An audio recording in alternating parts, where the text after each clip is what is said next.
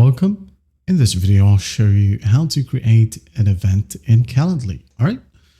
First up, go ahead and go to calendly.com. Just wait for the website to load. Now, as you can see here in the left panel, we have two options for creating an event. Okay. First one here at the left panel, we have the plus create button right here. You can just easily click on it. There will be event types such as one-on-one, group, round robin, collective, one-off meeting, and you can also create a meeting poll right here. Okay. Another option is by going to the event type section. Okay. Once you're in here, just go to the right side and click on plus new event type. Click on it, and with the same set of options, we have one-on-one, group, round robin, collective, one-off meeting, and a meeting poll right here. Okay. Just select on one option.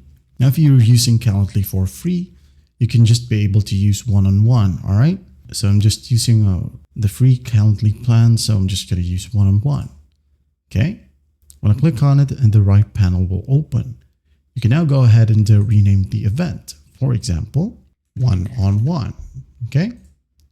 Duration right here, just click on the drop down. Click on the drop down once more, and you have 15 to 60 and custom right here. Okay. For example, 55 minutes. Location, just click on the drop down. You have Zoom, a phone call, in person, and a ton of options in here. We have Google Meet, Microsoft Teams, WebEx, go to a meeting. You can also use custom locations as well. Okay. Now for this example, we're just going to be using phone call. Okay. Once done, availability right here and the date range. Okay. Invitees can schedule 60 days. Click on the drop down if you want to change it into the future with at least 4 hours notice. Okay. If you want to change it, just go ahead and do so. Going back, schedule right here, working hours, or you can go ahead and click on custom schedule to change the time in here. Okay. Also the time zone used. Right here we have a ton of time zones. We have from Africa, Asia, Australia, Atlantic, and US, Canada. Okay. You have more options right here. Just click on it. Okay. We have descriptions, limits and buffers, free or busy rules, booking page options, invitee form. Click on it. You can go ahead and use autofill invitee name, email, and text remindee, and text reminder phone number when applicable. You have the questions in here. If you want to, you can go ahead and make this required, answer type, multiple lines, or you have the option here for check boxes and radio buttons. Okay. You can go ahead and add more questions if you want to, and the payment here as well. Just click on the payment drop down. Now you can go ahead and connect a payment processor. Okay. You can go ahead over to integrations right here to connect a processor. It could be Stripe or PayPal.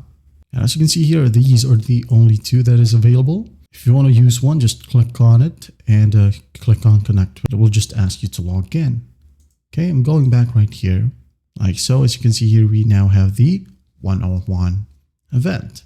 If you want to edit this, just click on the cogwheel right here and click on edit, change your language or add some internal notes, or you can go ahead and duplicate this one. Click on clone like so.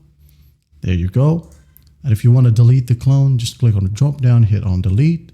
Yes, like so. And if you want to copy the link and send it to someone, like so, just send it and this page will open. And there you have it. That's basically how you create an event in Calendly. Well, I hope this video helps, and I'll see you in the next one.